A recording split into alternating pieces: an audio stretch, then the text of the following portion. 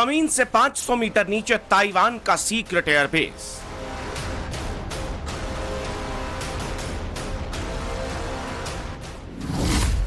Bunker headquarter में Taiwan का army command centre.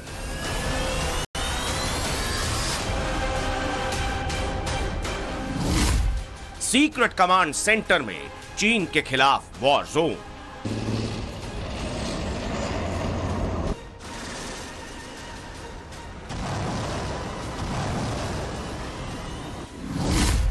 पहली बार देखिए ताइवान का सीक्रेट कमांड सेंटर।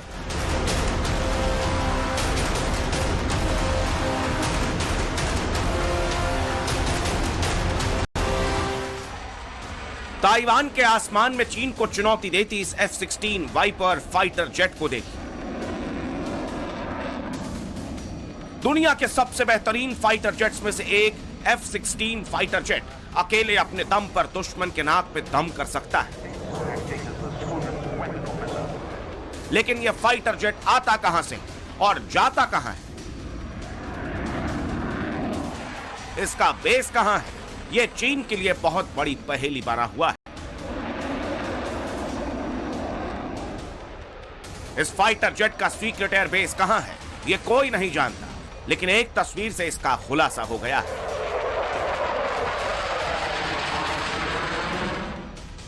यह ताइवान एयरफोर्स का सीक्रेट एयरबेस है, जिसकी तस्वीर पहली बार सामने आई।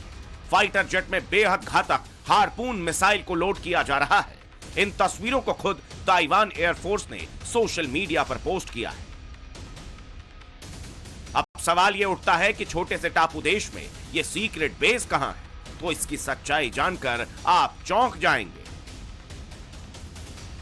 जानकारों के मुताबिक दुनिया के बड़े नेता जब भी ताइवान आते हैं तो आमतौर पर ताइपे के जिस एक नामी 5 स्टार होटल में रुकते हैं, उसके नीचे ताइवान सरकार का एक अंडरग्राउंड हिंगशान मिलिट्री कमांड सेंटर है। ये कमांड सेंटर न केवल ताइवान के अन्य कमांड पोस्ट से जुड़ा हुआ है, बल्कि अमेरिका के हवाई में मौजूद इंडो पैसिफिक कमांड से भी सीधे हॉटलाइन संपर्क से जुड़ा हुआ है।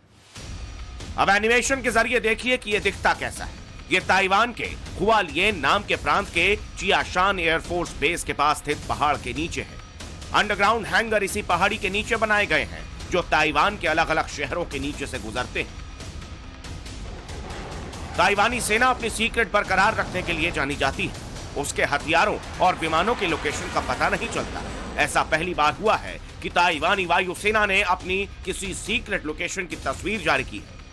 यह माना जा रहा है कि एक तरह से ताइवान ने चीन को आगाह करने के लिए ये तस्वीरें आम की।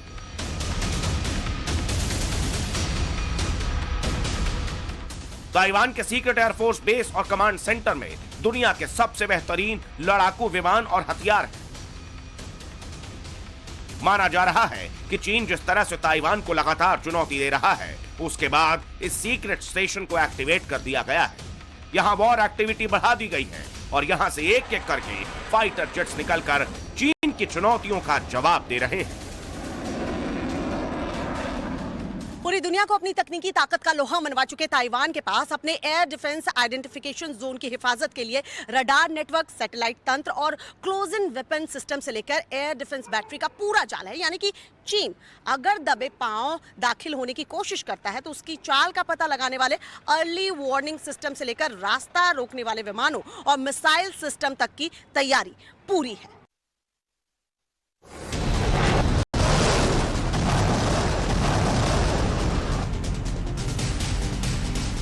ताइवान जानता है कि चीन का इरादा क्या है, इसलिए वो सिर्फ अपने मेनलैंड को ही नहीं, बल्कि अपने द्वीपों को भी टोटल सुरक्षा कवच देना चाहता है।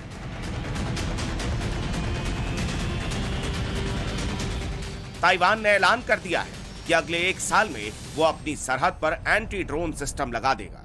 ताइवान को यह कदम इसलिए उठाना पड़ा क्योंकि चीन के ड्रोन लगातार ताइवान की सीमा में घुसकर जासूसी कर रहे हैं। इस बात की तस्दीक ये वीडियो करता है। इस वीडियो को चीन ने जारी करते हुए ताइवान के सैनिकों का मजाक उड़ाया है। चीन की तरफ से जारी किए गए इस वीडियो में ताइवानी आर्मी के जवान इस ड्रोन को पत्थर से मारकर गिराने की कोशिश कर रहे हैं। इसी बात पर चीन ने चुटकी ली, लेकिन इससे साफ जाहिर हो जाता है कि चीन लगातार ताइवान में ड्रोन वाली साजिश रच रहा है। इसी के बाद ताइवान ने एंटी ड्रोन सिस्टम लगाने का ऐलान कर दिया। चीन ने इसके साथ ही समंदर में एक और चाल चली। चीन ने ताइवान की तरफ एक एयरक्राफ्ट कैरियर भेज दिया है जो चीनी फाइटर जेट J-17 से लैस है। चीन ने इसका वीडियो जारी करते हुए एक बार फिर ताइवान को उकसाने की कोशिश की। चीनी मीडिया द्वारा जारी किए गए इस वीडियो में एयरक्राफ्ट कैरियर वॉर ड्रिल करता दिखाई दे रहा है। अब सवाल यह उठता है कि चीन ने ताइवान को फिर से क्यों उकसाया? तो जवाब है, ताइवान को लेकर एक बार फिर चीन और अमेरिका में तल्खी बढ़ गई है। और इस बार वजह बनी है अमेरिकी सेनेटर मार्शा ब्लैकबर्न, जो ताइवान की यात्रा पर है। अमेरिकी सेनेटर मार्शा ब्लैकबर्न का प्लेन जब ताइवान की जमीन पर लैंड किया, तभी से चीन के तेवर तल्ख है। इस यात्रा को एक बार फिर अमेरिका की उकसावे वाली हरकत बताया जा रहा है। अमेरिका भी परवाह किए बगैर ऐसा कोई मौका नहीं छोड़ता जिससे ड्रैगन बौखलाए नहीं। अमेरिका चीन की हर उस दुखती रग पर हाथ रखता है जिससे चीन को दर्द हो, और यही वजह है कि अमेरिका के 4 बड़े नेता 1 महीने के अंदर ताइवान की यात्रा कर चुके हैं। अगस्त महीने में ही अमेरिकी senator Ed Markey, Nancy Pelosi, Indiana के Republican governor Eric Holcomb Taiwan की यात्रा कर चुके, और अब अमेरिकी सेनेटर सेन मार्शा ब्लैकबर्न भी ताइवान की यात्रा कर रहे हैं। I know that Taiwan is in the middle of its own debate over military modernization, and that President Tsai is pushing for a much-needed shift toward an asymmetric strategy.